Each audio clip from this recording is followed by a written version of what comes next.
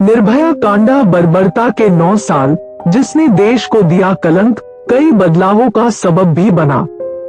रात बढ़ती जा रही थी।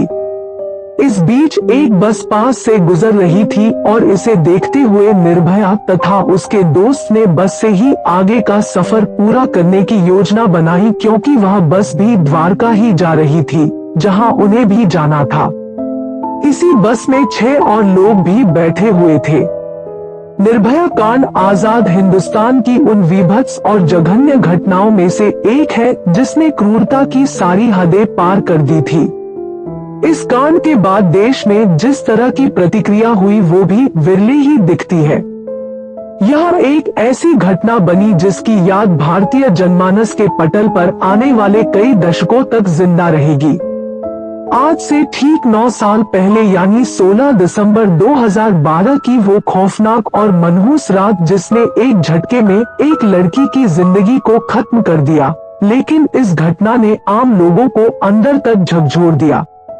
यही नहीं, इस घटना से सबक लेते हुए भारतीय कानून व्यवस्था में महिलाओं के पक्ष में कई अहम बदलाव भी किए गए। इस कांड को निर्भया कांड कहा गया। 16 दिसंबर की वो काली रात, साल 2012 की सर्द और अंधेरी रातों में से एक 16 दिसंबर की रात 23 साल की निर्भया अपने एक दोस्त के साथ दिल्ली के Saket select city walk cinema hall में फिल्म देखने गई थी। कॉल सेंटर में काम करते हुए फिजियोथेरेपी की अपनी पढ़ाई के लिए खर्च निकालते हुए वह बड़ी उड़ान के सपने भी देख रही थी। फिल्म देखने के बाद निर्भया अपने दोस्त के साथ घर जाने के लिए ऑटो का इंतजार कर रही थी, लेकिन काफी देर तक द्वारका जाने का कोई साधन नहीं मिला तो वे ऑटो में बैठकर मुनीर का बस स्टैंड तक आ गए। लेकिन यहाँ से भी उन्हें द्वारका जाने का कोई साधन नहीं मिल रहा था। बस में बदतमीजी और फिर वो खौफनाक वारदात। रात बढ़ती जा रही थी। इस बीच एक बस पास से गुजर रही थी और इसे देखते हुए निर्भया तथा उसके दोस्त ने बस से ही आगे का सफर पूरा करने की योजना बनाई, क्योंकि वह बस भी द्वारका ही जा रही थी, जहां उन्हें भी जाना था। इसी बस में 6 और लोग भी बैठे हुए थे। बस द्वारका के लिए निकल गई थी और अभी रात के 10 नहीं बजे थे और सड़कों पर भी लोग नहीं दिख रहे थे। इस बीच बस में सवार एक नाबालिग लड़के और उसके साथियों ने इन दोनों लोगों के साथ बदतमीजी शुरू कर दी। शुरुआती बदतमीजी ने अचानक बड़ा और खतरनाक रूप अख्तियार कर लिया और यह आजाद भारत के लिए कलंक साबित हो गया। मारपीट और गैंगरेप। स्लम एरिया में रहने वाले अपराधी प्रवृत्ति के राम सिंह और उसके अन्य साथियों ने निर्भया के दोस्त के साथ बुरी तरह से मारपीट की, तो वहीं दूसरी ओर निर्भया को बस के पीछे ले जाकर उसके साथ हाथापाई भी की। यही नहीं, इन अपराधियों ने बारी बारी से उसके साथ रेप भी किया। निर्भया के विरोध करने पर लोहे की रॉड पीड़िता के शरीर में डालकर जानलेवा हमले तक किए गए। दोनों लोग घायल अवस्था में बुरी तरह वहीं पड़े रहे। घड़ी की सुइयों के रात के 10 के ऊपर चले जाने और बेटी निर्भया के घर नहीं आने पर माता पिता को चिंता हुई तो बार बार फोन करने लगे, लेकिन फोन स्विच ऑफ बता रहा था।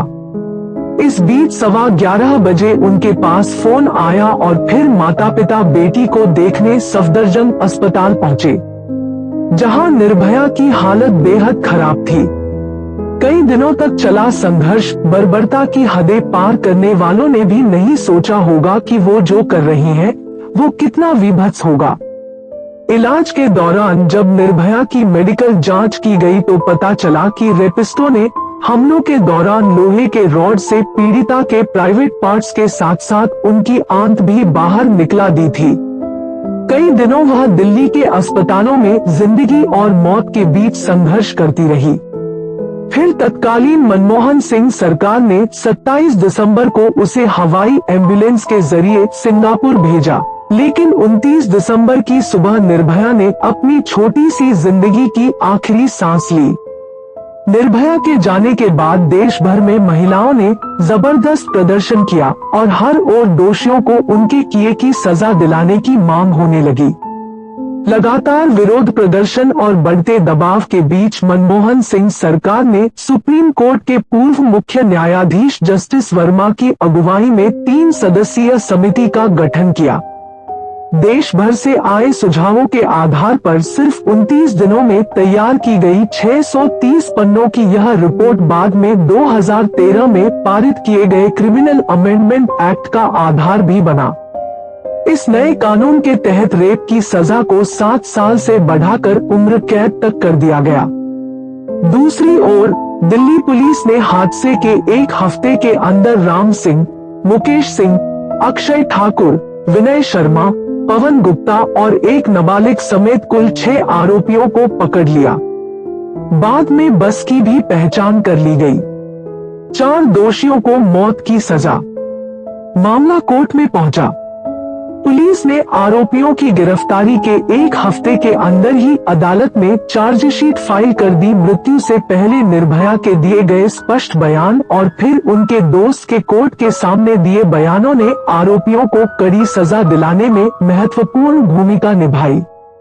इस बीच पुलिस के मुताबिक मार्च 2013 में मुख्य अभियुक्त राम सिंह ने तिहाड़ जेल में खुदकुशी कर ली, जबकि अगस्त 2013 में नाबालिग अभियुक्त को जुवेनाइल कोर्ट ने रेप और हत्या का दोषी घोषित करते हुए 3 साल के लिए बाल सुधार गृह भेज दिया। निर्भया कांड के शेष बचे 4 दोषियों मुकेश सिंह, विनय शर्मा, पवन गुप्ता और अक्षय ठाकुर को सितंबर 2013 में दिल्ली की एक फास्ट ट्रैक कोर्ट ने गैंग रेप, हत्या और सबूत मिटाने के लिए दोषी ठहराया।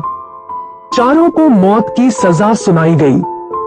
दूसरी ओर दोषियों को फंदे पर लटकाने से रोकने के लिए याचिकाएं और पैंतरे चले गए, लेकिन पहले दिल्ली हाई कोर्ट, फिर सुप्रीम कोर्ट और फिर राष्ट्रपति की ओर से दया याचिका खारिज कर दी गई।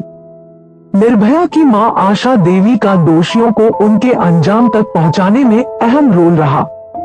उन्हें मौत की सजा दिलाने तक वह लगातार संघर्ष करती रही।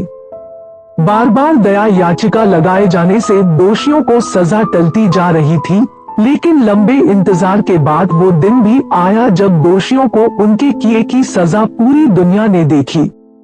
20 मार्च 2020 को निर्भया कांड में दोषी करार दिए गए विनय कुमार शर्मा, मुकेश कुमार, पवन गुप्ता और अक्षय कुमार को फांसी पर लटका दिया गया। हालांकि निर्भया के दोषियों को सजा मिल चुकी है, लेकिन रेप के जघन्य अपराध थमने का नाम नहीं ले रहे हैं। लगातार आए दिन ऐसी घटनाएं सुनने को मिल रही